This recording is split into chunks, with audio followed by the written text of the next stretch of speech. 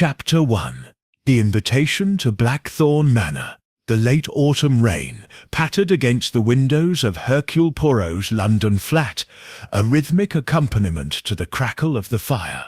The detective, immaculate in his pinstriped suit, sat at his desk, his moustache impeccably waxed, his green eyes scanning a cream-coloured envelope embossed with a crest. The letter within, penned in an elegant hand, bore an air of urgency that piqued his curiosity.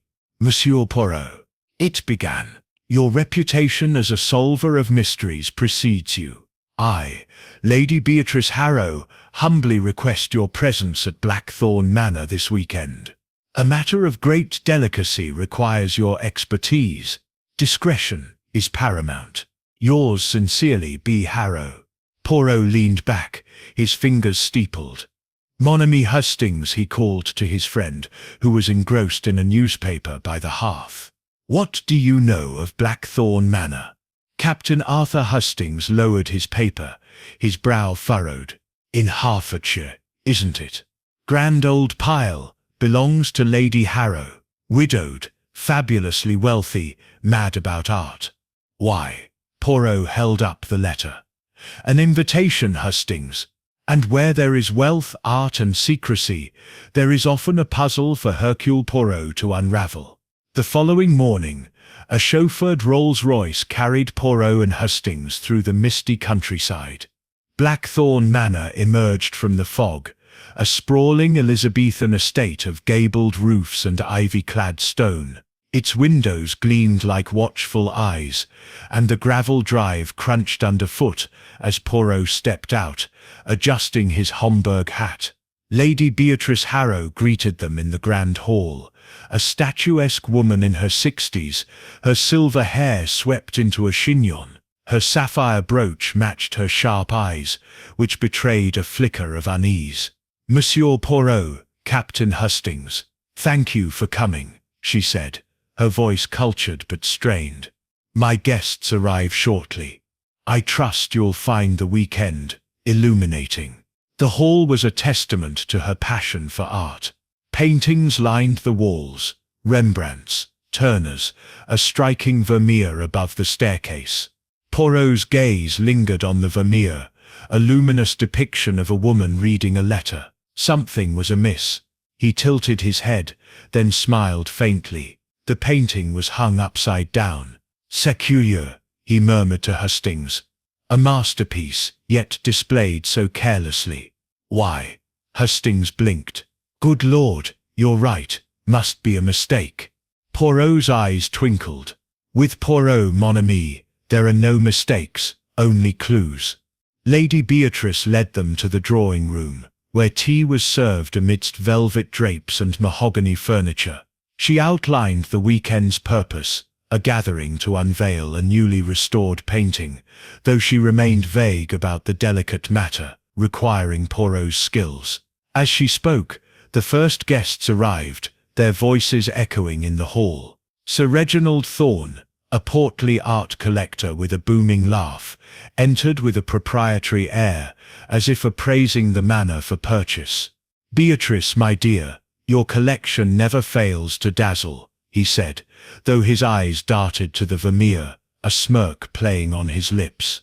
Next came Victor Langley, a wiry painter with ink-stained fingers and a scowl. His threadbare jacket clashed with the room's opulence, and he muttered something about commercial hacks as he declined tea. Poirot noted his glance toward Lady Beatrice, a mix of resentment and familiarity. Clara Harrow, Lady Beatrice's niece, arrived last, a pale young woman in her 20s with nervous hands. She hovered near her aunt, her gaze flitting to the other guests. "Uncle's old friends always make such a fuss," she whispered to Hastings, who nodded sympathetically. The final guest, a surprise to all, was Dr. Evelyn Marsh, an art historian with a crisp Oxbridge accent. Her wire-rimmed spectacles and no-nonsense demeanor suggested a mind as sharp as Poirot's. "I'm here to authenticate the restoration," she announced, though her eyes lingered on the upside-down Vermeer with a frown. As the group settled, Poirot observed their dynamics. Sir Reginald's joviality masked a competitive edge, particularly toward Lady Beatrice. Langley's sullen silence contrasted with Clara's anxious chatter. Dr. Marsh remained aloof, her notebook filled with cryptic jottings. The upside-down painting loomed in Poirot's mind, a silent challenge. Dinner that evening was a lavish affair, with crystal chandeliers casting light over roasted pheasant and vintage wine. Lady Beatrice, at the head of the table, steered conversation toward art, but tension simmered. Sir Reginald boasted of a recent acquisition, prompting a barbed remark from Langley about stolen treasures. Clara spilled her wine, apologizing profusely, while Dr. Marsh watched with clinical detachment. Poirot, ever the observer, noted the butler, Mr. Grayson, a silver-haired man, whose impeccable service betrayed a slight tremor when serving Langley. The housekeeper, Mrs. Finch, hovered at the edges, her eyes sharp, despite her deferential demeanor. The staff, Poirot mused, were as integral to the puzzle as the guests. As coffee was served, Lady Beatrice rose. "Tomorrow, we unveil the restored painting in the gallery," she said. "Monsieur Poirot, I trust you'll enjoy the reveal." Her smile was tight, and Poirot sensed she was withholding the true reason for his presence. Retiring to his room, Poirot stood by the window, gazing at the moonlit grounds. The upside-down Vermeer was no accident, he was certain. It was a message, a provocation, or perhaps a lure. "Les petites cellules graisses," he whispered, tapping his temple. "They begin their work." Hastings, yawning in the doorway, chuckled. "You're already spinning theories, aren't you?" Poirot smiled. "Theories, mon ami, are the threads of truth. Tomorrow, we weave them into a tapestry." As the manor settled into silence, Poirot's mind raced. Blackthorn Manor was a stage, its players poised for drama. The upside-down painting was the opening act, and he, Hercule Poirot, would uncover the script. Chapter 2. The Vanishing of the Vermeer. The air in Blackthorn Manor's grand gallery was thick with the scent of beeswax candles and anticipation. The soirée, hosted by Lady Beatrice Harrow to showcase her art collection, had drawn the guests into a glittering tableau of crystal flutes and murmured conversation. Hercule Poirot, resplendent in his black tie, stood near a marble bust, his sharp eyes flitting over the assembled company. The upside-down Vermeer, its luminous figure of a woman reading a letter now bathed in candlelight, seemed to mock the room's elegance with its silent defiance. Captain Hastings, at Poirot's side, sipped champagne. "Jolly fine party, Poirot," he whispered, "though that painting still looks odd. Why hasn't anyone fixed it?" Poirot's moustache twitched. "Mon ami, it is not an error but a statement, and tonight, I suspect, it will speak louder still." The gallery, a long room with vaulted ceilings and oak-panelled walls, housed Lady Beatrice's finest treasures. The Vermeer hung prominently, its gilt frame catching the light. Sir Reginald Thorne, the boisterous collector, gestured expansively as he regaled Dr. Evelyn Marsh with tales of his latest auction triumph. Victor Langley, the sullen painter, lurked near a shadowed corner, his eyes fixed on the Vermeer with an intensity that made Poirot's fingers itch for his notebook. Clara Harrow, Lady Beatrice's niece, flitted nervously among the guests, her laughter brittle. Dr. Marsh, ever the scholar, scribbled notes, her spectacles glinting as she glanced at the painting. Lady Beatrice, resplendent in emerald silk, clapped her hands. "My friends, a toast to art and beauty." Her voice carried a forced gaiety, and Poirot noted the slight tremor in her hand as she raised her glass. The guests followed suit, but the clink of crystal was interrupted by a sudden piercing scream. Mrs. Finch, the housekeeper, stood at the gallery's entrance, her face ashen. "The painting!" she gasped. It's gone. A collective gasp rippled through the room. Poirot, moving with surprising agility, reached the Vermeer's frame first. The canvas was missing, leaving only the ornate frame dangling on its hook. The guests crowded behind him, their voices a cacophony of shock and speculation. "Impossible!" Sir Reginald bellowed, his face ruddy. "The doors were locked, weren't they?" Clara clutched her aunt's arm, her eyes wide. "How could this happen, Aunt Beatrice?" Langley's lips curled into a faint smirk, quickly masked. "Curious," he muttered, his voice barely audible. Dr. Marsh adjusted her spectacles, her expression unreadable. "A bold move," she said coolly, jotting another note. Lady Beatrice, pale but composed, turned to Poirot. "Monsieur Poirot, you must help us. That Vermeer is irreplaceable." Poirot raised a hand for silence, his green eyes scanning the frame. "Calmez-vous, madame. Hercule Poirot will uncover the truth. First, we establish the facts." He questioned Mrs. Finch, who confirmed the gallery doors had been locked since the soirée began, with the only key in her possession. The windows, high and barred, showed no signs of tampering. Grayson appeared, his usual composure frayed as he corroborated the housekeeper's account. Yet Poirot noted a fleeting glance between Grayson and Langley, a silent exchange that piqued his curiosity. "Tell me, Madame Finch," Poirot said, his tone gentle but probing, "when did you last see the painting intact?" "An hour ago, sir," she replied, wringing her hands. "I checked the gallery before the guests arrived. It was, well, upside down, but there." "And you, Monsieur Grayson, you were where?" Poirot's gaze pinned the butler. "In the dining room, sir, preparing the champagne," Grayson said, his voice steady but his eyes averted. Poirot turned to the guests, his demeanor calm yet commanding. "Did anyone leave the gallery during the soirée?" A chorus of denials followed, though Clara hesitated, her fingers twisting her necklace. I stepped out to fetch my shawl," she admitted. "But I was only gone a moment." Poirot nodded, filing the detail away. He examined the frame closely, noting a faint scratch on the wood and a speck of dust on the wall beneath, as if the frame had been jostled. The painting, he estimated, had been removed with precision, not haste. "Interessant," he murmured. Hastings leaned in. "What do you make of it, Poirot? A thief among us?" "Perhaps, mon ami. Or perhaps the thief wishes us to believe so."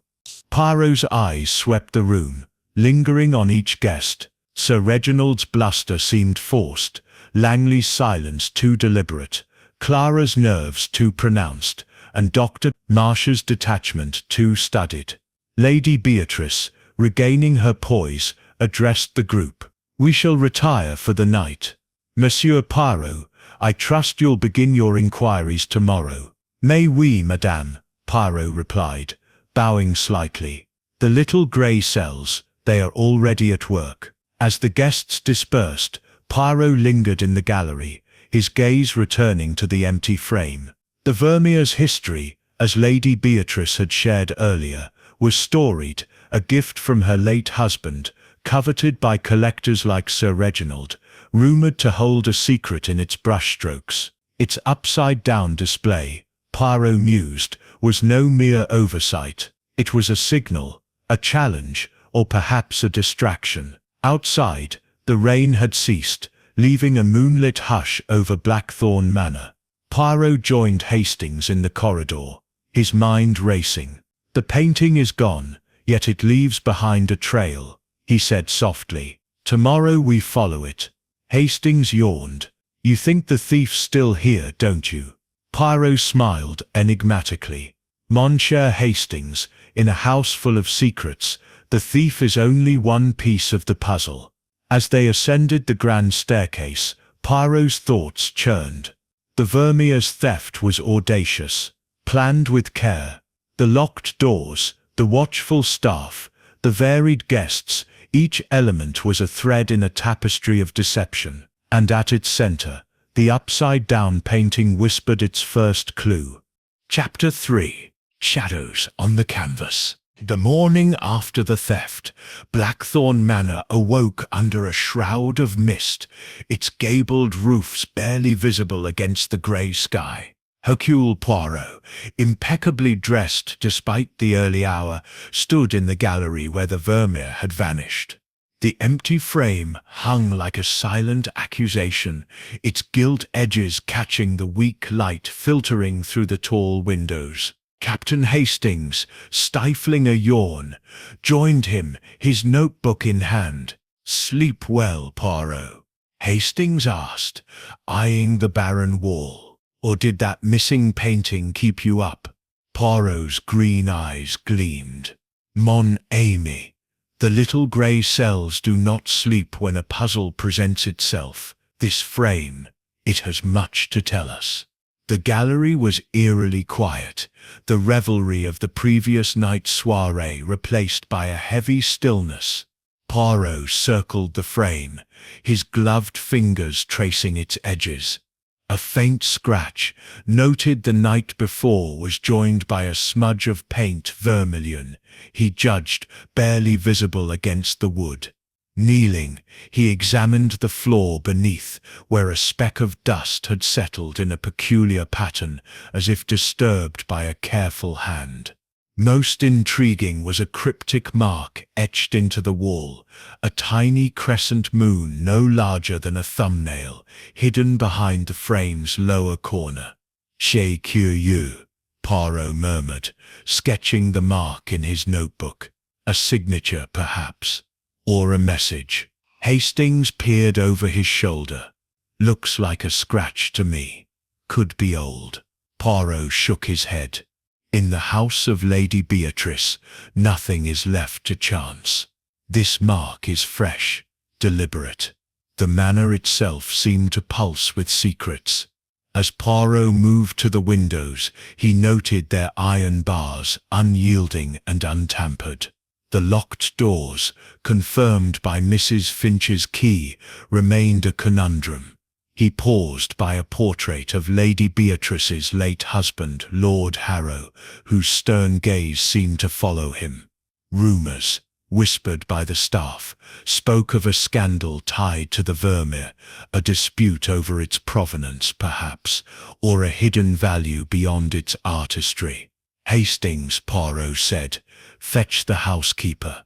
I wish to know more of this painting's history." As Hastings departed, Poirot's thoughts turned to the guests. Sir Reginald Thorne's bluster, Victor Langley's smirk, Clara Harrow's nerves, Dr. Evelyn Marsh's detachment, each reaction to the theft had been a brushstroke in a larger picture. The upside-down display of the vermeer, he was certain, was no accident. It was a provocation, a clue to the thief's intent. Breakfast was served in the dining room, a cavernous space with chandeliers and a table groaning under silver platters. The guests assembled, their faces a study in unease. Lady Beatrice, at the head, maintained a brittle composure, her fingers tight around her teacup. Sir Reginald, red-faced, grumbled about the incompetence of the staff. Clara, pale and silent, pushed her food around her plate. Dr. Marsh, her notebook ever present, observed the room like a scientist, studying specimens. Victor Langley, however, drew Poirot's attention. The painter arrived late, his eyes bloodshot, his jacket rumpled as if he'd slept in it. He ignored the food, instead sketching furiously on a napkin, his pencil strokes sharp and erratic. When a footman offered coffee, Langley snapped, "Leave me be," with such vehemence that the room fell silent. Poirot, seated opposite, watched closely. "Monsieur Langley," he said, his tone mild, "you seem troubled. The loss of the vermeer, it affects you deeply." Langley's pencil froze. "It's a crime against art," he muttered, crumpling the napkin. "That's all." But Poirot glimpsed the sketch before it was hidden, a rough outline of a woman reading a letter, eerily reminiscent of the stolen vermeer. He filed the observation away, his mind turning to the painter's connection to Lady Beatrice, hinted at during their introduction. Mrs. Finch arrived, summoned by Hastings, her apron starched but her eyes wary. Poirot questioned her about the Vermeer's past. "It was Lord Harrow's pride," she said. "Bought at auction 20 years ago. Caused quite a stir. Some said it was disputed, sir. A rival collector claimed it was stolen from his family." "Interessant," Poirot said. "And this rival, he is known?" Mrs. Finch hesitated. "Sir Reginald Thorne, sir. He and Lord Harrow never saw eye to eye." Poirot nodded, dismissing her with thanks. Sir Reginald's rivalry with the Harrows, coupled with his smirk at the painting's odd display, painted him as a suspect. Yet Langley's behavior, and that cryptic crescent mark, suggested a deeper game. As breakfast ended, Poirot lingered, observing the guests' departures. Clara dropped her fork, her hands trembling as she retrieved it. Dr. Marsh tucked her notebook away, her gaze lingering on Langley. Sir Reginald, booming about his own collection, seemed oblivious to the tension. Lady Beatrice excused herself, citing a headache, but Poirot noted her glance toward the gallery, as if drawn by the empty frame. Outside, the mist had lifted, revealing the manor's sprawling gardens. Poirot stepped onto the terrace, his mind a whirl of details. The vermilion smudge, the crescent mark, Langley's sketch, Thorne's rivalry. The manor's atmosphere, heavy with whispers of past scandals, seemed to close in around him. A flicker of movement in the shrubbery caught his eye, but when he looked, it was gone. "Poirot," Hastings said, joining him. "You're brooding. Found anything?" "Only shadows, mon ami," Poirot replied, his voice soft. "But shadows, they reveal the shape of the truth." As they returned to the gallery, Poirot's resolve hardened. The Vermeer's theft was a carefully orchestrated act, its upside-down display a key to the motive. The crescent mark, he sensed, was a thread leading deeper into Blackthorn Manor's secrets. With his little grey cells humming, Poirot prepared to unravel the next layer of the mystery. Chapter 4. The Artist's Secret. The mid-morning light filtered through the lead windows of Blackthorn Manor's library, casting geometric patterns across the polished oak floor. Hercule Poirot, his suit as pristine as ever, stood before a towering bookshelf, his fingers grazing the spine of a volume on Dutch masters. The theft of the Vermeer painting weighed on his mind, its upside-down display and the cryptic crescent mark beneath its frame, lingering like a melody he could not yet name. Today, he resolved to probe deeper, beginning with Victor Langley, the painter whose brooding demeanor and sharp reaction at breakfast had marked him as a figure of interest. Captain Hastings, ever eager, joined Poirot, his tie slightly askew from a hurried morning. "Langley's a queer sort, isn't he?" Hastings said, glancing toward the door. "That outburst over coffee seems he's got something to hide." Poirot's moustache curved in a faint smile. "Mon ami, it is not what Monsieur Langley hides, but how he hides it, that intrigues Poirot. Let us invite him to converse." Langley was summoned to the library, arriving with a scowl and paint-flecked hands.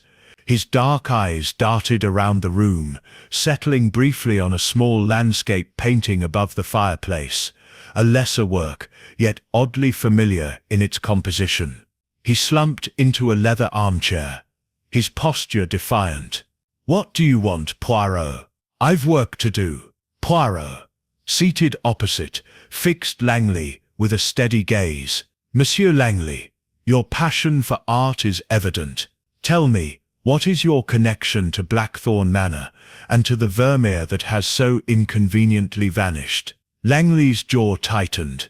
I'm here to restore paintings, nothing more. Lady Beatrice hired me for my skill, not my life story. Yet, Poirot said, his tone velvet smooth, your eyes betray a history. You knew Lady Beatrice before, n'est-ce pas?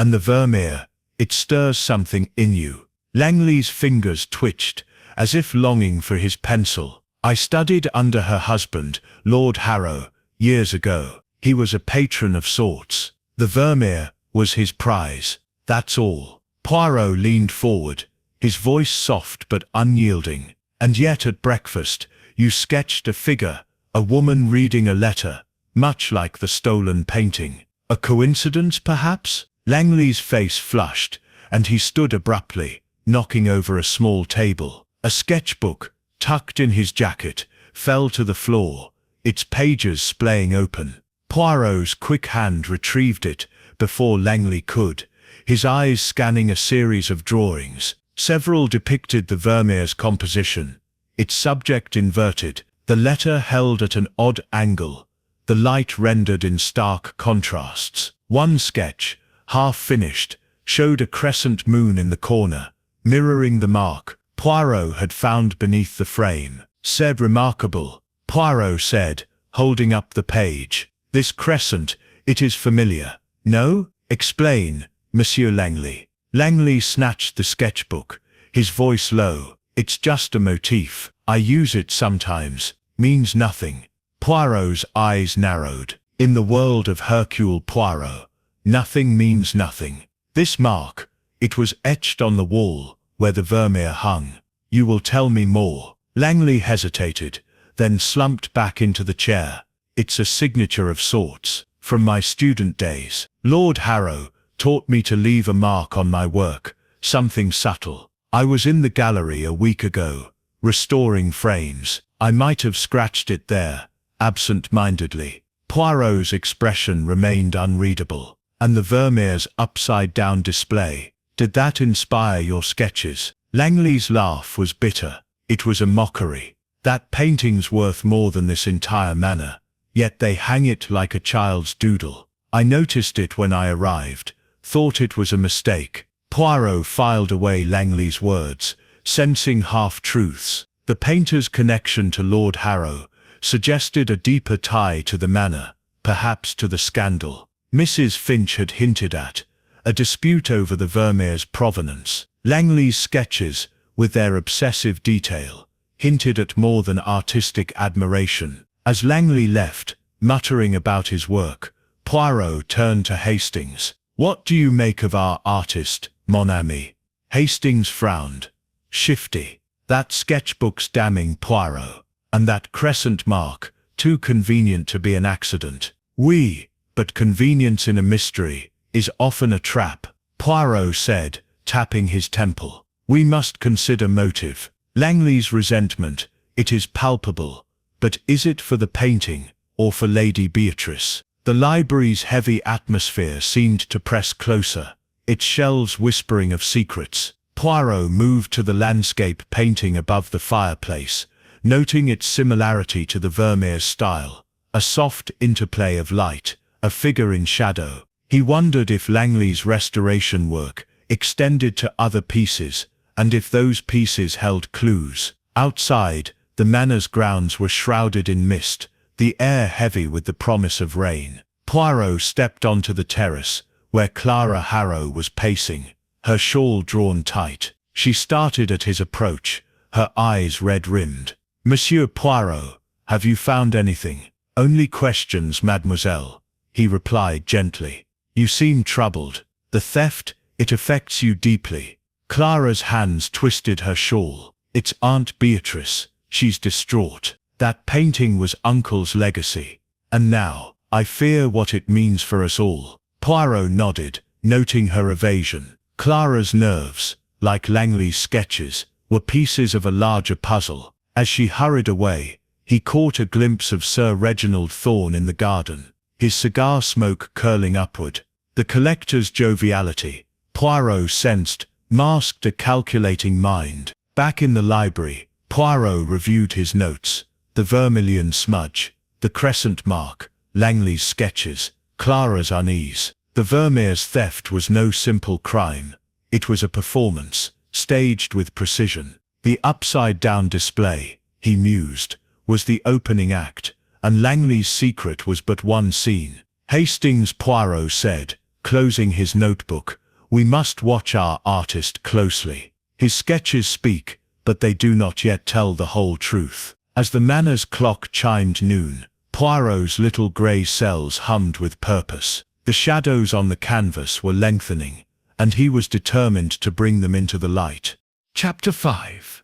The Collector's Gambit. In the afternoon sun pierced the mist, enveloping Blackthorn Manor, casting long shadows across the art gallery where Hercule Poirot stood, his polished shoes silent on the parquet floor. The empty frame of the stolen Vermeer dominated the room, a mute witness to the audacious theft. Poirot's green eyes, sharp as ever, lingered on the wall, where the cryptic crescent mark and faint vermilion smudge whispered of secrets yet to be unravelled. Today his focus turned to Sir Reginald Thorn, the boisterous collector, whose rivalry with Lady Beatrice Harrow and her late husband had surfaced as a thread in the tapestry of the crime.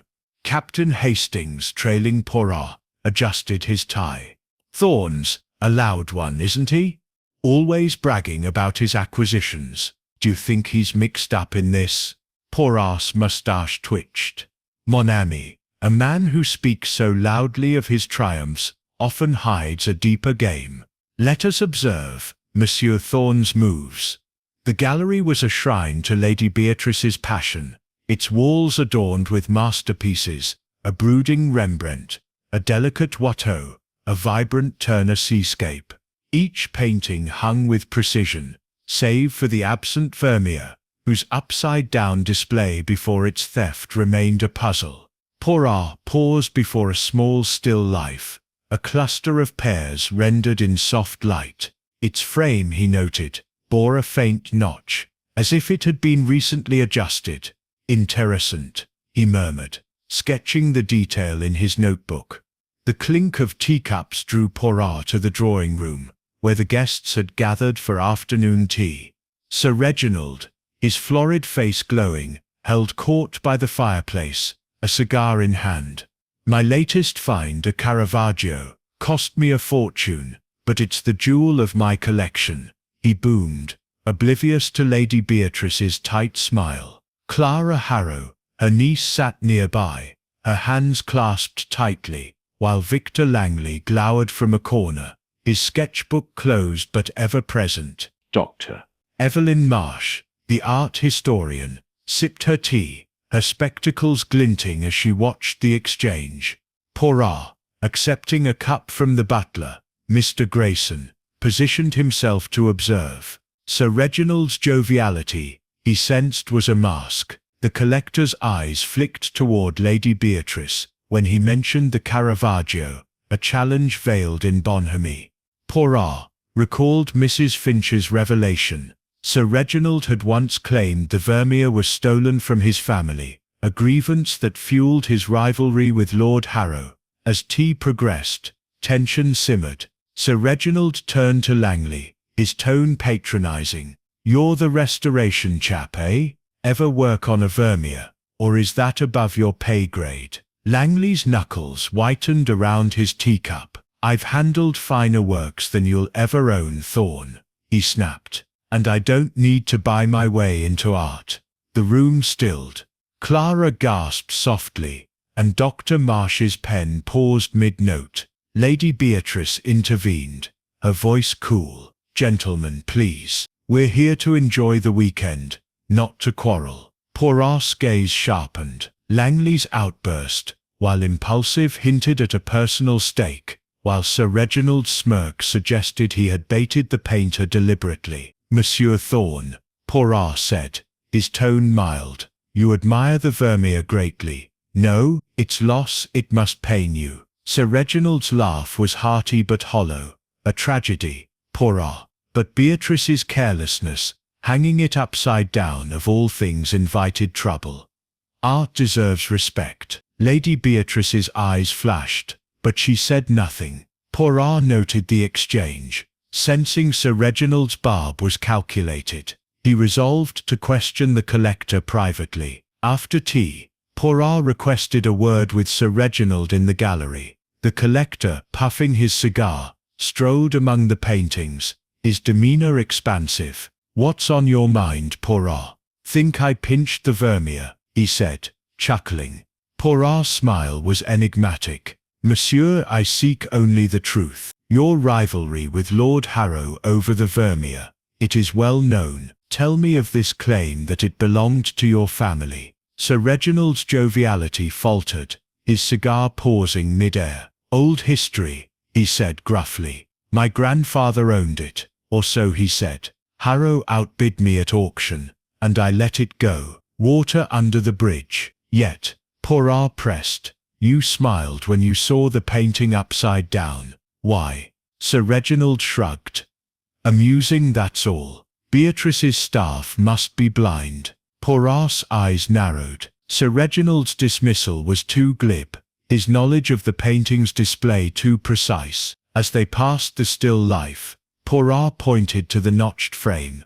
"This painting, it has been moved recently. No, you, a collector, notice such things." Sir Reginald blinked, then recovered. "Can't say I did. You're barking up the wrong tree, Poirot."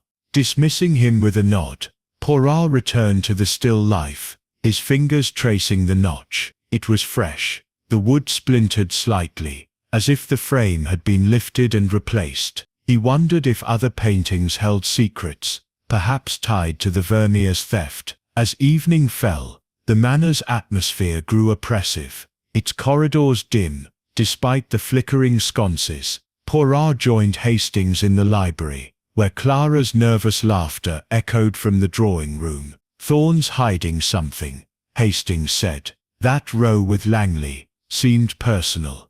"Oui, Hastings," Poirot replied, his voice soft. "Sir Reginald plays a gambit, testing the board, but the notched frame, it suggests another move in this game." Poirot's notebook filled with details. The crescent mark, Langley's sketches, Sir Reginald's rivalry, the notched frame. The Vermeer's upside-down display, he mused, was a signal perhaps meant to provoke Sir Reginald, or distract from another act. The collector's gambit was bold, but Poirot's little grey cells were bolder still. As the manor settled into night, a distant creak broke the silence, like a footstep on an old stair. Poirot's eyes gleamed.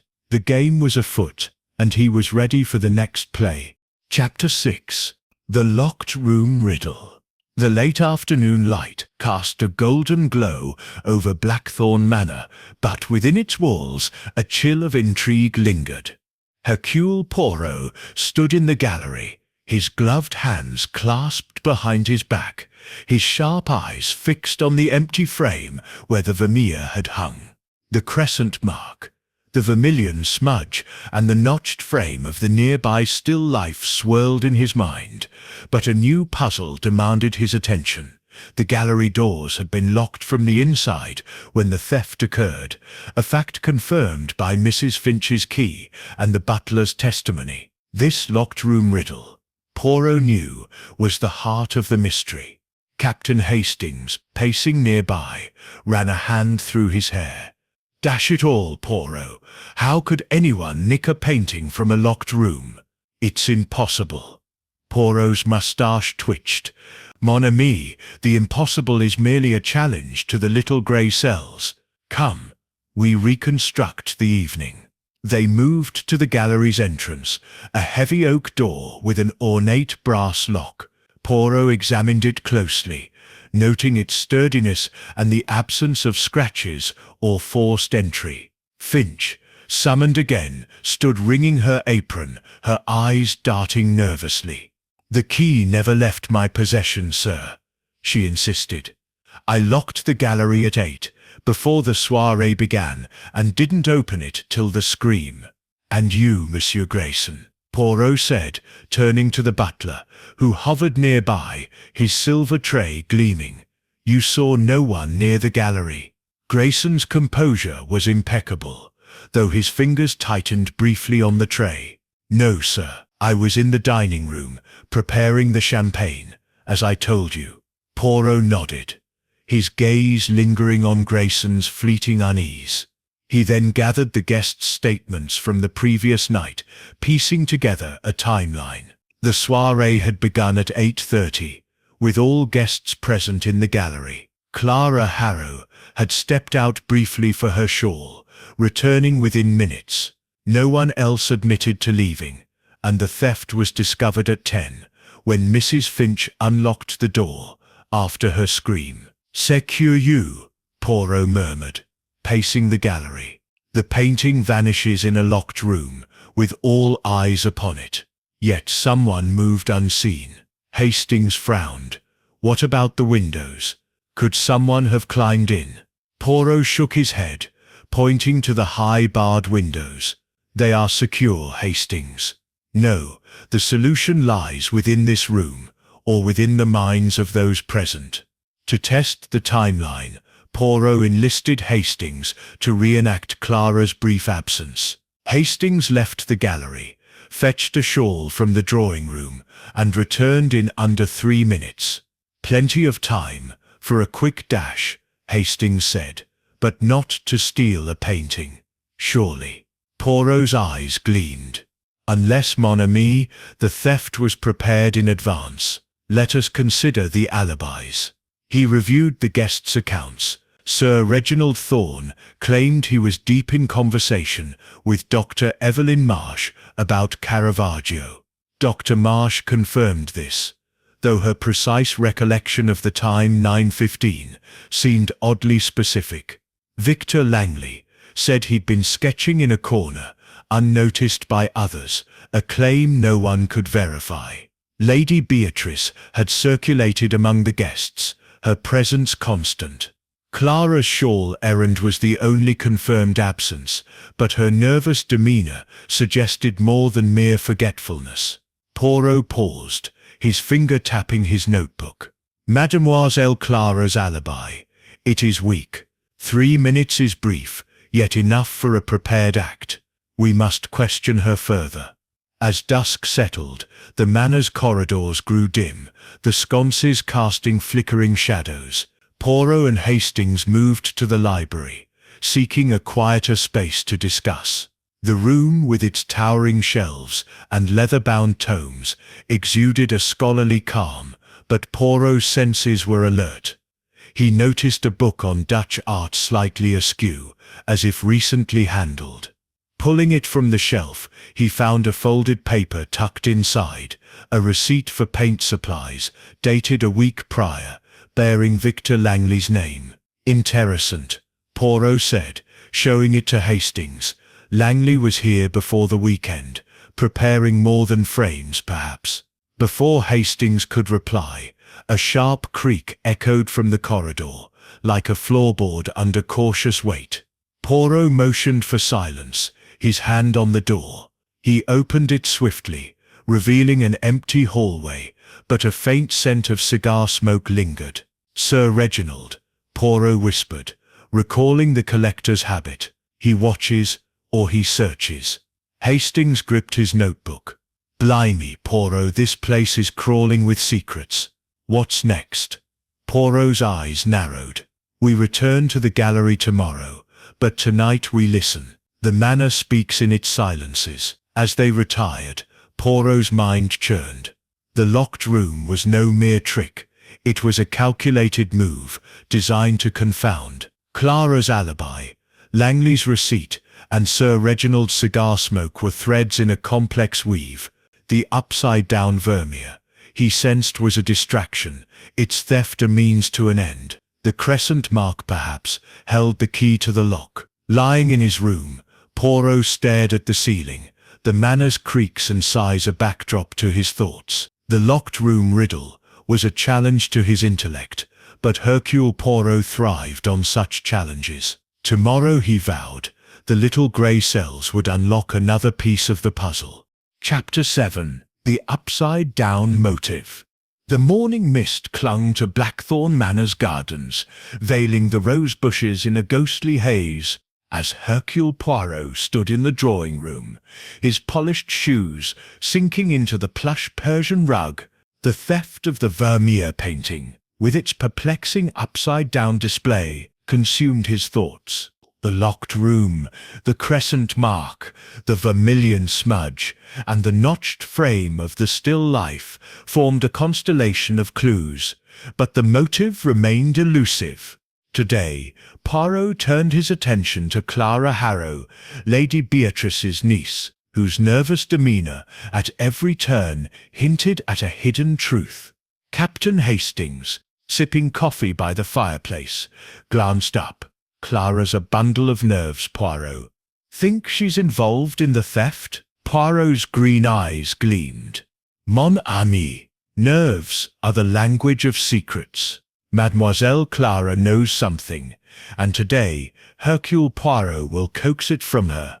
Clara was summoned to the drawing-room, her pale face framed by a simple grey dress, her hands twisting a lace handkerchief. She perched on the edge of a velvet chair, her eyes darting to the portrait of her late uncle, Lord Harrow, above the mantel. The painting's stern gaze seemed to weigh on her, amplifying her unease. "Mademoiselle Clara," Poirot began, his tone gentle yet probing, "the loss of the Vermeer distresses you greatly. No, yet I sense it is more than the loss of art that troubles you." Clara's fingers tightened on the handkerchief. "It's Aunt Beatrice," she said, her voice barely above a whisper. "That painting was Uncle's pride. It's theft. It's like losing him again." Poirot leaned forward, his moustache perfectly symmetrical, and the painting's curious orientation hung upside down. "You noticed it, yes? Did it strike you as odd?"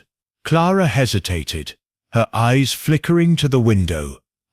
Yes, I noticed. I thought it was a mistake. Aunt Beatrice's staff are usually so careful." "C'est curieux," Poirot said, his voice soft. "A masterpiece, displayed so carelessly, yet no one corrects it. Tell me, mademoiselle, did you see anyone near the gallery before the soirée?" Clara's cheeks flushed, and she looked down. "No, Monsieur Poirot.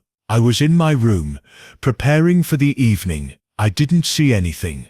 Poirot's gaze sharpened, noting the slight tremor in her voice. Her alibi for her brief absence during the soirée, fetching her shawl, had been vague, and now her evasion suggested more. "You are close to your aunt, no? Yet I sense a strain, a family matter perhaps." Clara's eyes widened, and she stood abruptly, the handkerchief falling to the floor. "There's no strain. I love Aunt Beatrice. She's been kind to me since Uncle died."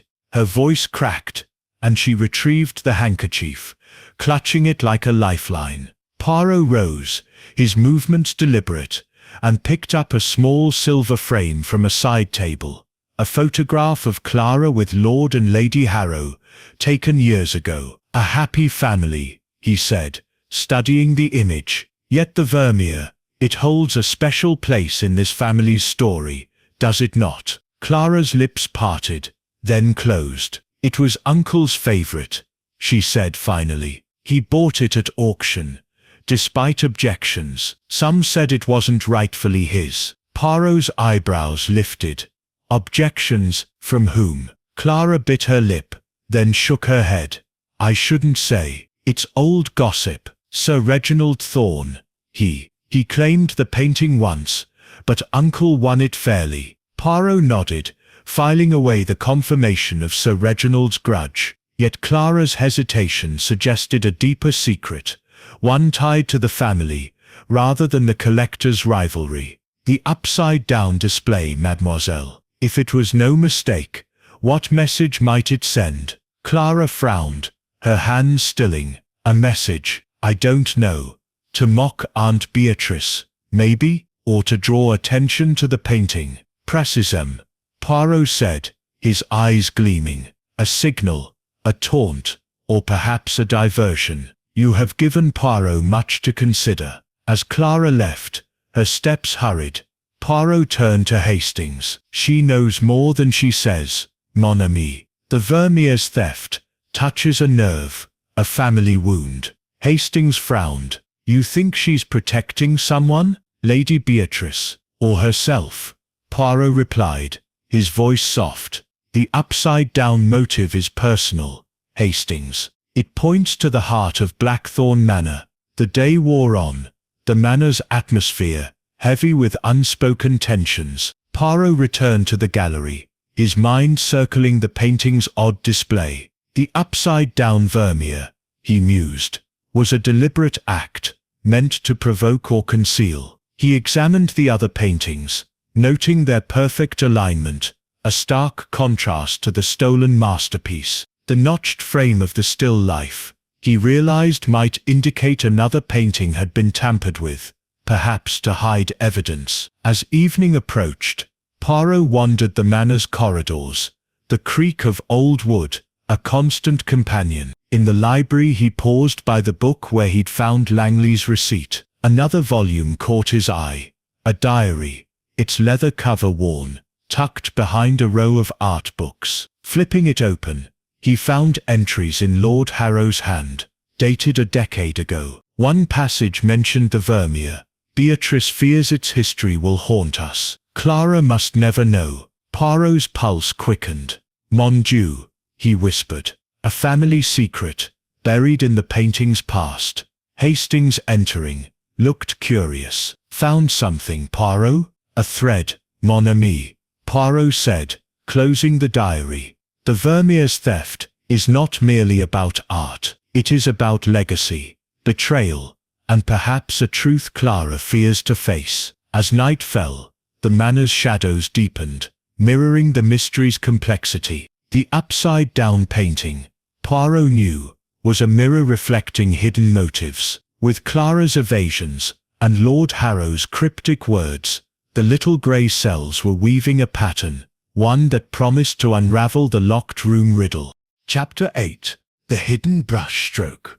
The morning sun broke through the mist surrounding Blackthorn Manor, casting a soft glow over the dew-kissed gardens. Hercule Poirot, his Homburg hat tilted precisely, strolled along a gravel path, his cane tapping rhythmically. The theft of the Vermeer painting, with its enigmatic upside-down display, consumed his thoughts. The crescent mark, the vermilion smudge, the notched frame, and Clara Harrow's evasions formed an intricate puzzle, but a new discovery promised to illuminate another piece. Poirot's little grey cells hummed with anticipation. Captain Hastings, trailing behind, adjusted his scarf against the chill. "A walk in the garden, Poirot, hoping the roses will confess?" Poirot's moustache curved in a faint smile. "Mon ami, nature often hides what man overlooks. Let us see what Blackthorn's grounds reveal." The gardens were a labyrinth of neatly trimmed hedges and vibrant flower beds, a testament to the manor's grandeur. Poirot paused by a bed of late-blooming chrysanthemums, his sharp eyes catching a glint among the soil.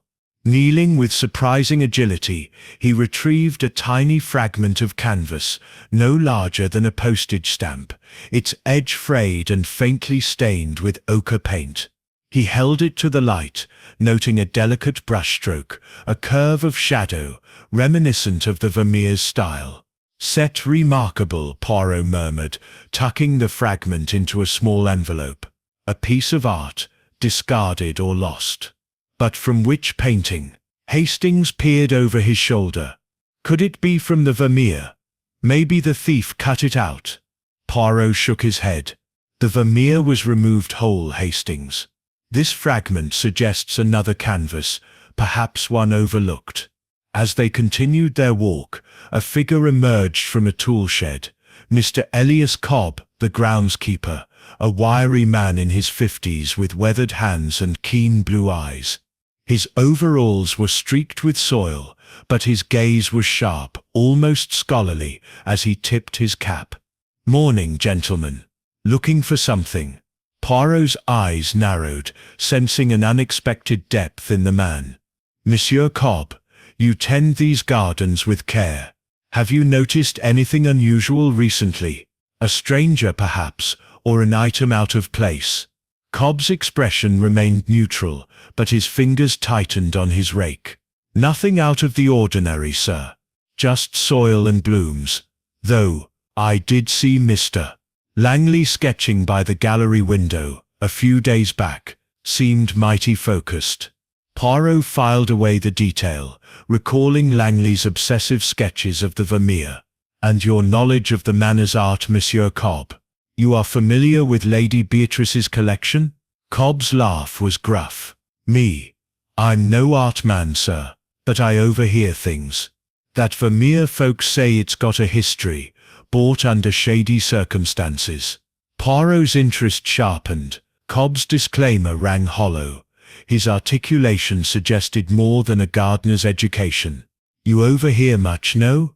Cobb shrugged, turning back to his work. "Just gossip, sir. If you'll excuse me, the roses need pruning." As Cobb retreated, Hastings whispered, "Odd chap for a groundskeeper. Knows more than he lets on." "Oui, Hastings," Poirot replied, his voice soft. "A man who listens is a man who sees.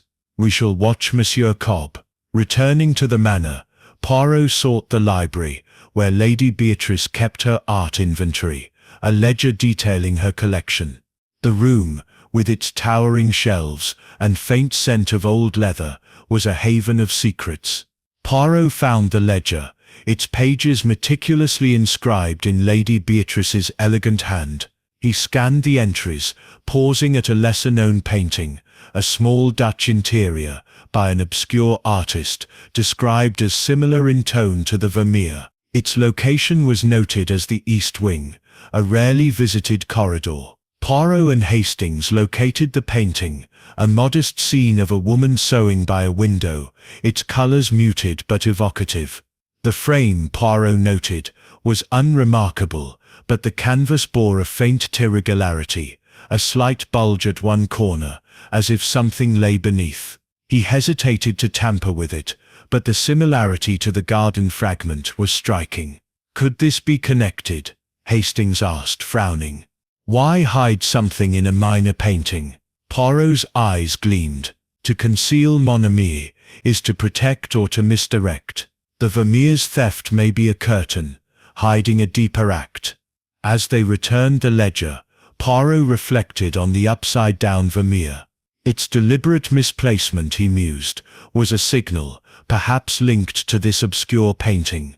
The fragment in the garden suggested a canvas had been altered or destroyed, and Cobb's unexpected insight hinted at a wider conspiracy within the manor. Evening brought a quiet tension to Blackthorn Manor, its corridors dim with flickering sconces. At dinner the guests were subdued. Sir Reginald Thorne's bluster was muted, Clara Harrow's eyes were red-rimmed, and Victor Langley sketched absently on a napkin. Dr. Evelyn Marsh, ever observant, watched Cobb serve water, her pen poised as if noting his every move. Poirot, seated beside Lady Beatrice, probed gently. "Madame, this Dutch interior, in the East Wing, it is part of your collection." "Yes. Its history it is known." Lady Beatrice's fork paused. "A minor piece, Monsieur Poirot. Acquired with the Vermeer, I believe." "Why do you ask?" Poirot smiled enigmatically. "A detail, madame. Hercule Poirot collects details as you collect art." As the meal ended, Poirot's mind raced. The canvas fragment, the obscure painting, and Cobb's knowledge were brushstrokes in a hidden picture. The upside-down Vermeer, he sensed, was a distraction, its theft a means to obscure a greater secret. With the little grey cells at work, Poirot prepared to uncover the next stroke in the mystery. Chapter 9. The Gala's Masquerade. The grand ballroom of Blackthorn Manor shimmered under the glow of a dozen crystal chandeliers, their light refracting off gilded mirrors and polished marble floors. The masquerade ball. hosted by Lady Beatrice Harrow, to maintain an air of normalcy despite the Vermeer's theft, transformed the manor into a stage of mystery and glamour. Hercule Poirot, resplendent in a black domino mask and his impeccable evening attire, stood near a velvet-curtained alcove, his sharp eyes scanning the masked figures swirling to the strains of a string quartet. The upside-down painting, the crescent mark, the canvas fragment, and the cryptic diary entry churned in his mind. But tonight, the masquerade offered a chance to observe the players unmasked in their actions. Captain Hastings, sporting a silver half-mask, joined Poirot, a glass of champagne in hand. "Jolly fine affair, Poirot," he whispered. "But with all these masks, how do you spot a thief?" Poirot's moustache twitched beneath his mask. "Mon ami. A mask conceals the face, but not the soul. Watch the gestures, the glances, they betray the heart." The ballroom was a kaleidoscope of color and intrigue. Lady Beatrice, in a sapphire gown and feathered mask, glided among her guests, her smile fixed but her eyes weary. Sir Reginald Thorne, his bulk unmistakable despite a crimson mask, laughed loudly, his voice carrying over the music. Victor Langley, in a stark black mask, hovered near the buffet, his sketchbook tucked under his arm. Clara Harrow, her delicate frame swathed in ivory silk, danced nervously with a young footman, her mask unable to hide her trembling hands. Dr. Evelyn Marsh, in a severe grey mask, stood apart, her notebook replaced by a fan, though her keen gaze missed nothing. Elias Cobb, the groundskeeper, was present, his rough features softened by a green mask, serving drinks with an unexpected grace. Poirot moved through the crowd, his senses alert. The masquerade, with its anonymity, was a perfect cover for secrets to slip free. He positioned himself near a heavy curtain, its folds offering a vantage point to overhear conversations. As the quartet struck up a waltz, he caught a low exchange between two masked figures nearby. "It's done," a male voice hissed, muffled but intense. "The frame was the key, but we must move quickly." A female voice, sharp and cautious, replied, "Not here, too many eyes." "Tomorrow, in the East Wing." Poirot strained to identify the speakers, but their masks and the crowd's murmur obscured them. The man's voice held a familiar cadence, perhaps Sir Reginald's bluster or Langley's clipped tones, but the woman's was less distinct, possibly Dr. Marsh or even Clara. Before Poirot could edge closer, the conversation ended, and the figures melted into the dancers. "C'est intriguant," Poirot murmured, noting the mention of the East Wing, where the obscure Dutch painting, with its bulging canvas, resided. He signalled Hastings to keep watch, intending to track the speakers. The dance reached a crescendo, the chandeliers casting a dazzling glow. Suddenly, a sharp crack echoed, and the room plunged into darkness as the lights failed. Gasps and nervous laughter filled the air, followed by the rustle of movement. Poirot, his senses heightened, detected a soft tread moving toward the ballroom's side door. He followed, guided by instinct, his cane tapping lightly to avoid collision. As the lights flickered back on moments later, Poirot reached the door, finding it ajar. Beyond, a shadowed corridor led to the East Wing. He glimpsed a figure in a dark cloak, slipping around a corner, too swift to identify. Hastings, catching up, whispered, "Someone's making a run for it." Poirot. "Oui, Hastings," Poirot replied, his voice low. "But to where and why now?" Returning to the ballroom, Poirot scanned the guests.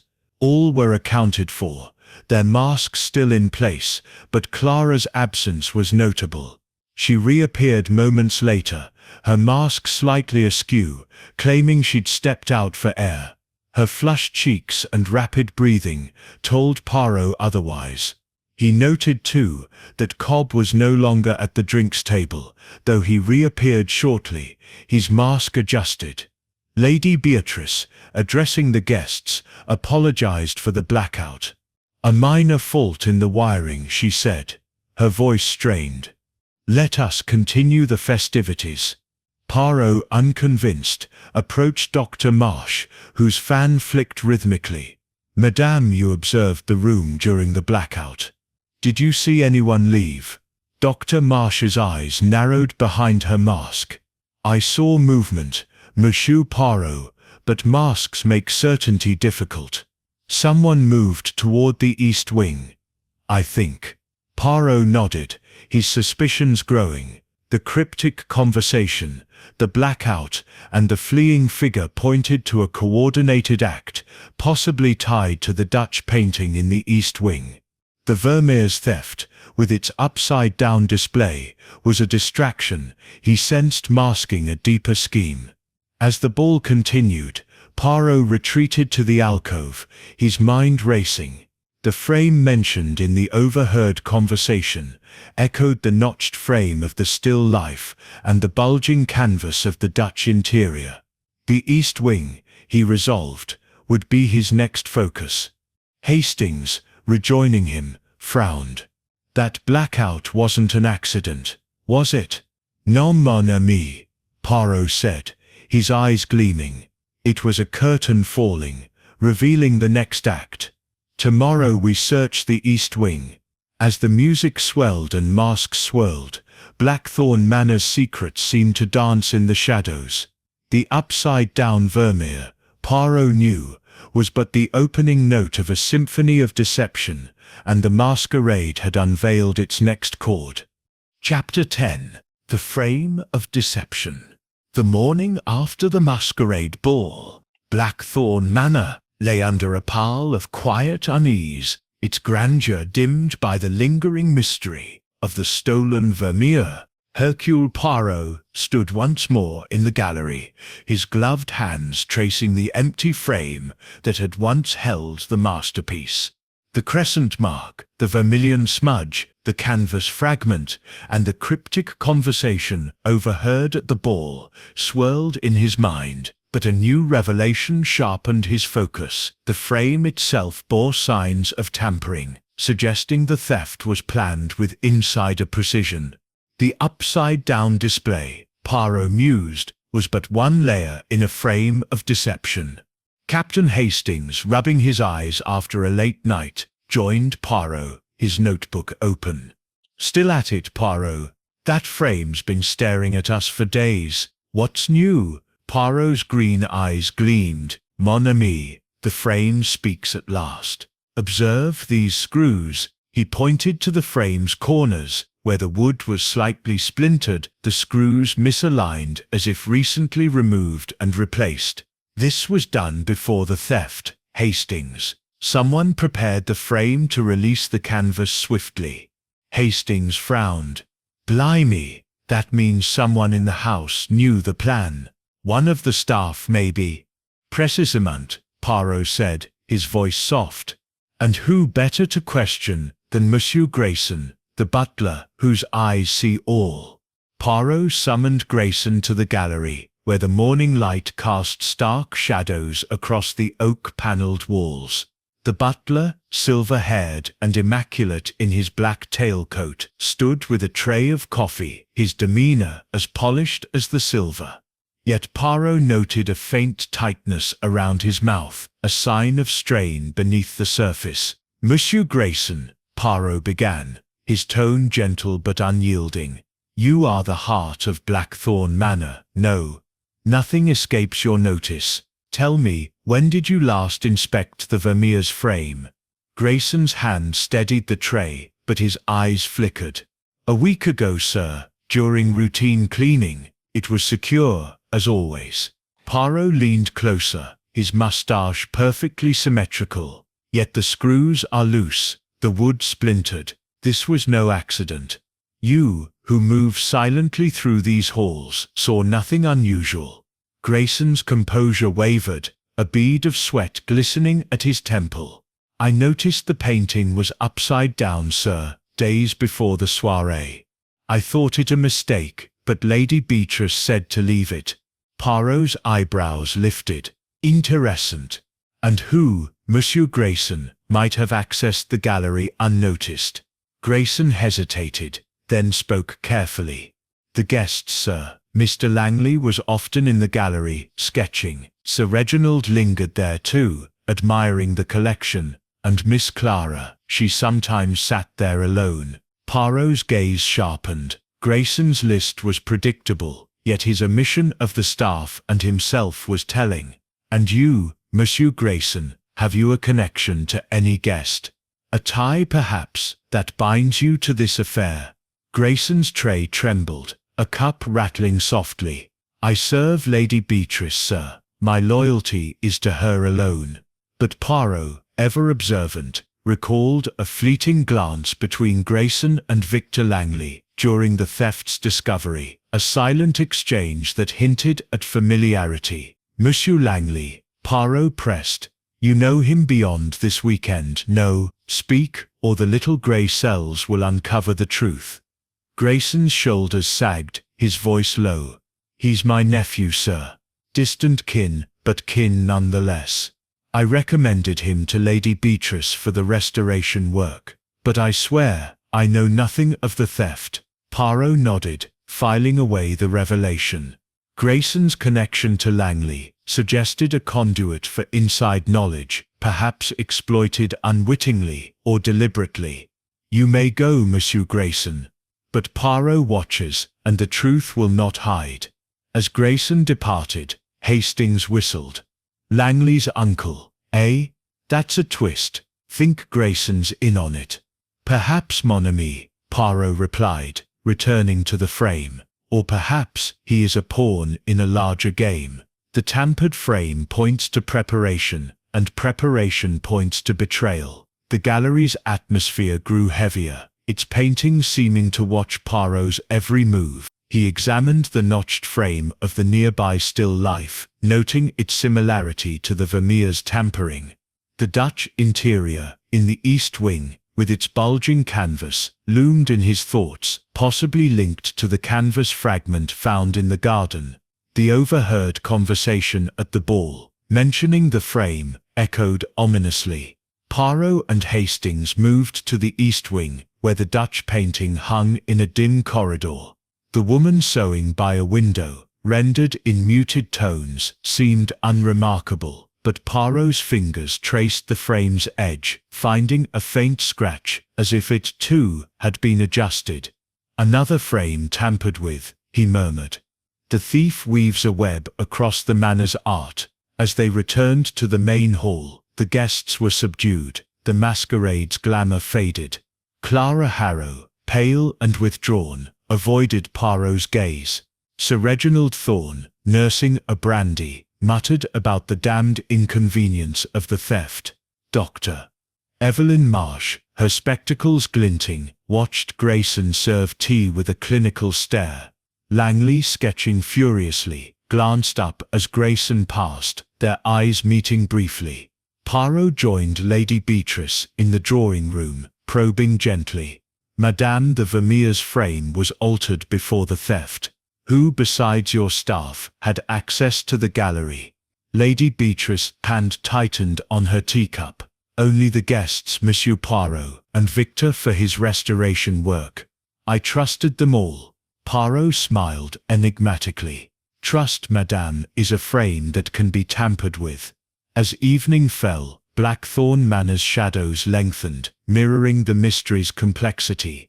Grayson's connection to Langley, the tampered frames, and the East Wing painting were threads in a deceptive weave. The upside-down Vermeer, Poirot sensed, was a deliberate misdirection, its theft a mask for a deeper betrayal. With his little grey cells humming, Poirot prepared to confront the next layer of the frame of deception. Chapter 11. The Mirror of Truth. The late morning light streamed through the drawing-room windows of Blackthorn Manor, glinting off the polished surfaces of antique furniture and casting intricate patterns on the damask wallpaper. Hercule Poirot stood before a large gilt-framed mirror, his reflection staring back with the same impeccable moustache and piercing green eyes. The mystery of the stolen mirror, with its upside-down display, tampered frame and cryptic clues, the crescent mark, the canvas fragment, and the overheard conversation had woven a complex web. Yet, as Poirot adjusted his tie, a sudden flash in the mirror sparked an epiphany, illuminating the truth like a brushstroke on a darkened canvas. Captain Hastings, lounging on a sofa with a newspaper, glanced up. "You're awfully quiet, Poirot. Found a new clue in your reflection."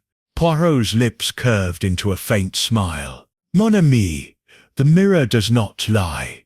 It shows us what is, but also what is not. Observe."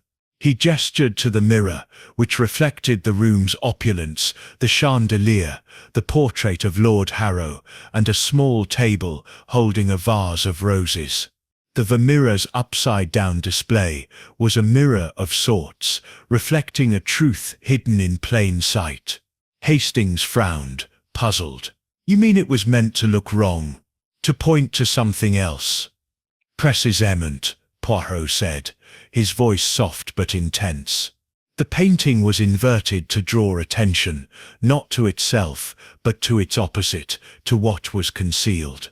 The tampered frame, the notched still life, the bulging canvas in the east wing, they are reflections of a deeper deception." The epiphany had struck when Poirot noticed the mirror's reflection of the table, which appeared reversed, its vase seeming to float at an odd angle. The upside-down vermeer, he realized, was a deliberate misdirection, a visual trick to obscure the real target, perhaps the Dutch interior painting in the East Wing, with its hidden bulge, or another secret tied to the manor's art. The crescent mark, echoed in Langley's sketches, was a signature, but whose? To test his theory, Poirot devised a subtle provocation. He requested Lady Beatrice to gather the guests in the drawing-room for an update on his investigation, framing it as a courtesy. As they assembled, Lady Beatrice, Sir Reginald Thorne, Victor Langley, Clara Harrow, Dr. Evelyn Marsh, and even Mr. Elias Cobb, invited under the pretext of serving tea, Poirot stood by the mirror, his demeanour calm but commanding. "Mesdames et messieurs," he began, his eyes sweeping the room, "the theft of the vermeer is a puzzle of mirrors and shadows. The painting's upside-down display was no accident. It was a signal, a reflection of a hidden truth. I have found evidence that the frame was tampered with, and another painting conceals a secret. Who among you knows of this?" He paused, watching their reactions. Lady Beatrice's hand tightened on her shawl, her eyes flickering to Clara. Sir Reginald's cigar paused mid-puff, his joviality strained. Langley's sketchbook slipped slightly in his grip, his jaw clenched, Clara's face drained of colour, her hands twisting her handkerchief. Dr. Marsh's fan flicked faster, her spectacles glinting. Cobb, pouring tea, spilled a drop, his eyes darting to Grayson, the butler, who stood impassive. Poirot continued, dropping a calculated lure. "A canvas fragment, found in the garden, matches a painting in the East Wing. Tomorrow, I shall examine it closely. The truth, it approaches." The room stilled, the air thick with tension. Clara's handkerchief fell to the floor, unnoticed. Sir Reginald coughed, muttering about damned theatrics. Langley's pencil snapped in his hand, the sound sharp in the silence. Poirot's test had struck a nerve, and three figures stood out. Clara, whose panic was palpable. Langley, whose anger betrayed a stake, and Sir Reginald, whose bluster hid a flicker of fear. As the guests dispersed, Poirot lingered by the mirror, conferring with Hastings. "Three suspects, mon ami," he said, his voice low. "Clara hides a family secret, Langley's sketches betray obsession, and Sir Reginald's rivalry runs deep. The mirror of truth reflects their motives." Hastings nodded, impressed. "That was clever, Poirot. You rattled them. But what's in the East Wing painting?" Poirot's eyes gleamed. "Perhaps a clue, perhaps a decoy. The thief expects us to look there, but Poirot looks beyond." The manor's atmosphere grew taut, its corridors whispering of secrets. Poirot revisited the East Wing, where the Dutch interior painting hung, its woman sewing by a window now ominous in its simplicity. The bulge in the canvas, he suspected, concealed something, perhaps a document, a map, or another canvas. Yet he refrained from tampering, sensing the thief's eyes upon him. At luncheon, the guests were subdued. Clara avoided Poirot's gaze, Langley sketched with feverish intensity, and Sir Reginald's laughter rang hollow. Dr. Marsh, ever observant, watched Cobb and Grayson with a clinical stare, her fan still. Lady Beatrice, pale but composed, spoke of the ball's success, but her eyes strayed to the empty gallery. As evening fell, Poirot stood in the drawing-room, the mirror reflecting the darkening sky. The upside-down Vermeer, he knew, was a mirror of misdirection, its theft a veil for a greater truth. Clara's secret, Langley's sketches, and Sir Reginald's grudge were reflections in that mirror, but the final image was yet to form. "Hastings," Poirot said, closing his notebook, "tomorrow, we gather all in the gallery. The mirror of truth will reveal the thief." As the manor settled into night, a distant creak echoed, like a door softly closing. Poirot's little grey cells hummed, poised for the climactic unveiling. The frame of deception was cracking, and the truth was ready to step into the light. Chapter 12. The Final Stroke. The gallery of Blackthorn Manor stood bathed in the soft glow of midday, its oak-panelled walls and high windows framing a scene of anticipation. Hercule Poirot, his suit immaculate and moustache perfectly waxed, stood before the empty frame where the Vermeer had once hung. Its absence a silent challenge now met. The guests, Lady Beatrice Harrow, Sir Reginald Thorne, Victor Langley, Clara Harrow, Dr. Evelyn Marsh, Mr. Elias Cobb, and Mr. Grayson, gathered in a tense semicircle, their faces a mosaic of curiosity, fear, and defiance. Captain Hastings, notebook in hand, stood by Poirot's side, sensing the air crackle with the weight of revelation.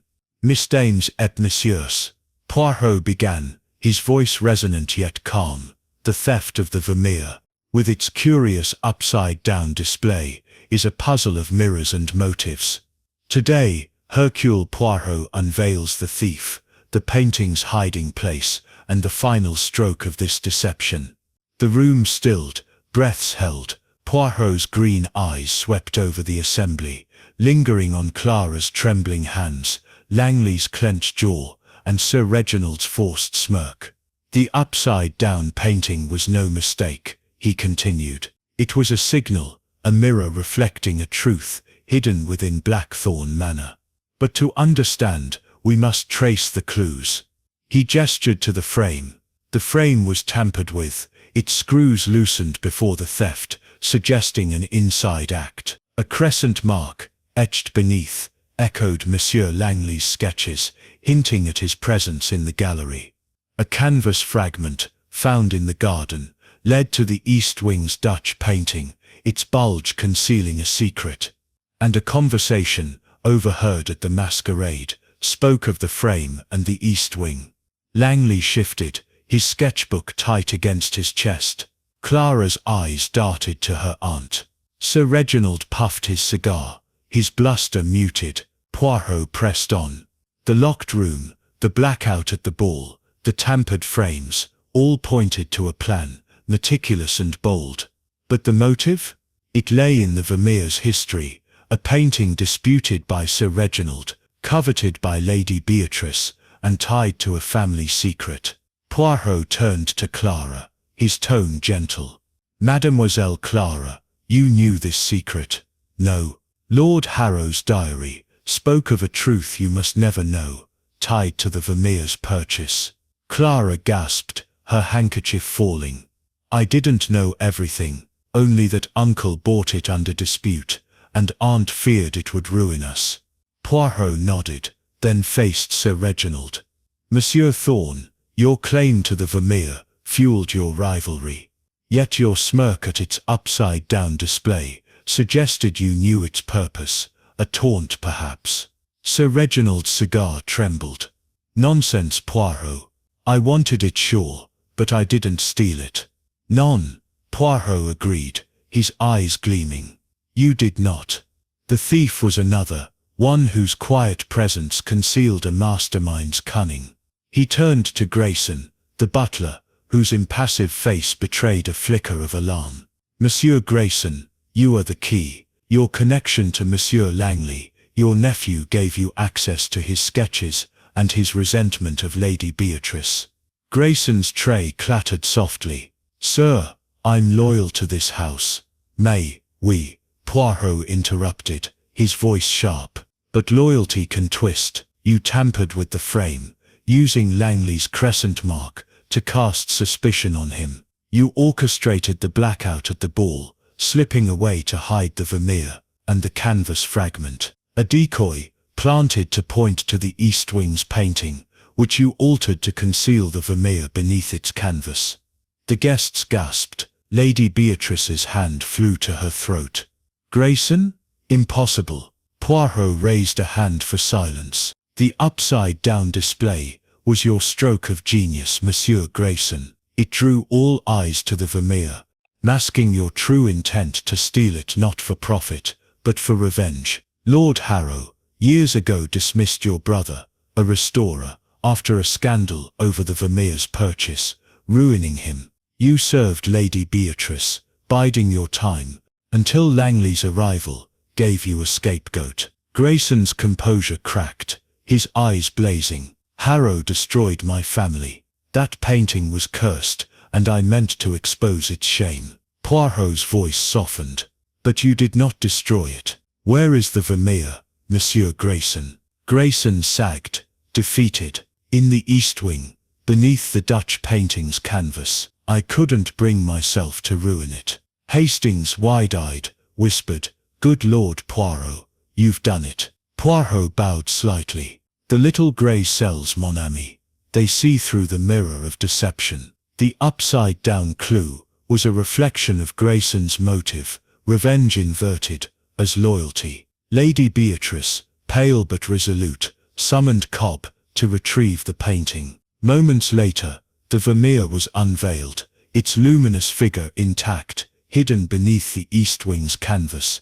As Grayson confessed, the guests stood in stunned silence, Clara weeping softly, Langley's anger deflated, Sir Reginald's cigar forgotten. Poirot addressed the room, his tone measured. The Vermeer's history is cleared, its secrets laid bare. Monsieur Grayson will face justice, but Blackthorn Manor may heal. As the guests dispersed, Lady Beatrice approached Poirot, her eyes grateful. Monsieur Poirot, you've saved more than my painting. How can I thank you? Poirot smiled. By hanging the Vermeer right side up, madam. Art, like truth, deserves its proper place. The gallery emptied, leaving Poirot and Hastings alone. The frame, now awaiting its canvas, stood as a testament to Poirot's triumph. The mystery, with its layers of betrayal and cunning, had been painted in bold strokes, and Poirot had added the final one. Chapter 13. The portrait restored.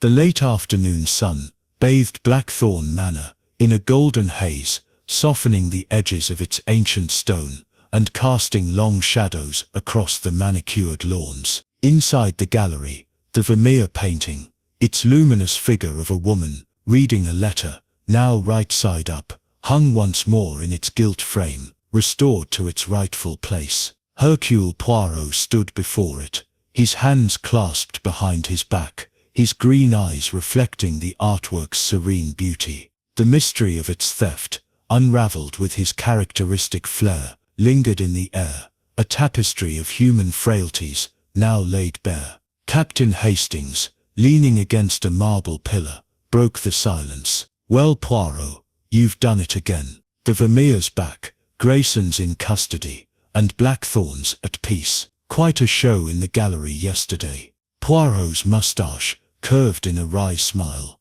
"Mon ami, the show is but the final act. The true work lies in the little grey cells, weaving the threads of truth from chaos." The manor, once heavy with suspicion, seemed to breathe easier. Lady Beatrice Harrow, though shaken by her butler's betrayal, had regained her poise, overseeing the gallery's restoration with quiet determination. The guests, their motives exposed, prepared to depart, each marked by the case in subtle ways. Poirot and Hastings, their task complete, lingered for a final day at Lady Beatrice's insistence, savouring the calm after the storm. They retired to the drawing room, where a fire crackled, its warmth contrasting the autumn chill. Poirot sipped a tisane, his gaze distant as he reflected on the case. The upside-down painting, Hastings, was more than a clue, he said softly. It was a mirror of human nature,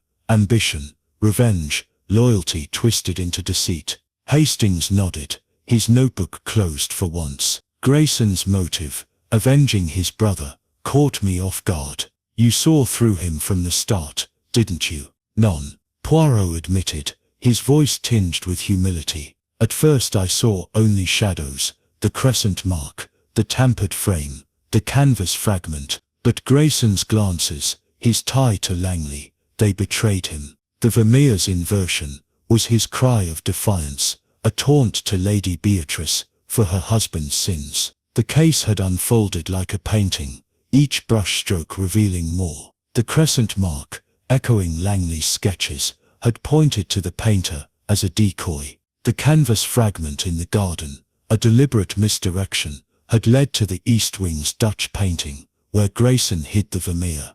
The overheard conversation at the masquerade, the blackout, and the tampered frames had all been part of Grayson's meticulous plan, undone by Poirot's relentless logic. Poirot set down his cup, his eyes gleaming. "Yet Hastings, it is the human heart that paints such mysteries. Grayson's loyalty to his brother, Clara's fear of family secrets, Sir Reginald's greed, Langley's resentment, all colours on the same canvas. Clara Harrow, Poirot learned, had confided in Lady Beatrice after the revelation, admitting her suspicion of a scandal tied to the Vermeer's purchase. The diary entry, "Clara must never know," referred to Lord Harrow's questionable acquisition, a truth Lady Beatrice now vowed to face openly. Sir Reginald Thorne, chastened by his exposed rivalry, had left early, his bluster subdued. Victor Langley, cleared of suspicion,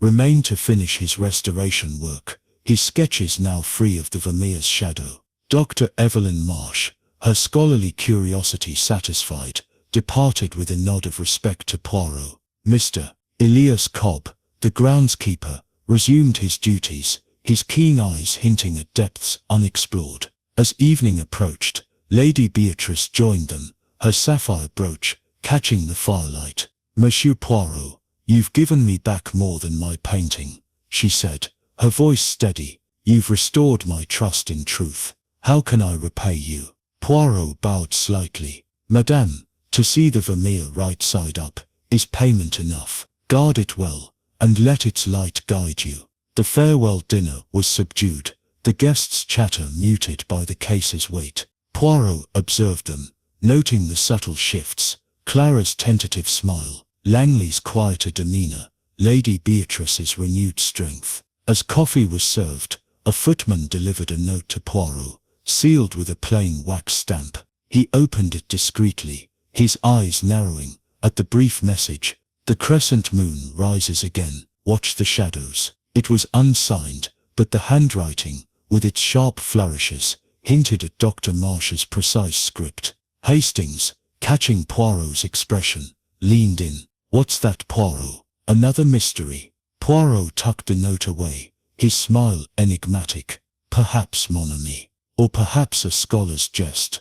The world is full of shadows, and Poirot is ever watchful." As they prepared to depart the next morning, Poirot stood in the grand hall, the Vermeer visible through the gallery's open doors. The manor, cleansed of its secrets, seemed to stand taller, its windows gleaming with promise. Yet the note's cryptic words lingered, a faint ripple in Poirot's mind, suggesting mysteries yet to come. In the Rolls-Royce bound for London, Hastings yawned, content. "A cracking case, Poirot. Think we'll be back at Blackthorn." Poirot gazed at the receding manor, his eyes twinkling. "The canvas of life, Hastings, is never complete, but for now the portrait is restored, and Hercule Poirot is satisfied." As the countryside rolled by, Poirot's thoughts drifted to the note, its crescent moon, a whisper of intrigue. With his little grey cells ever alert, he settled back, ready for whatever shadows the future might paint.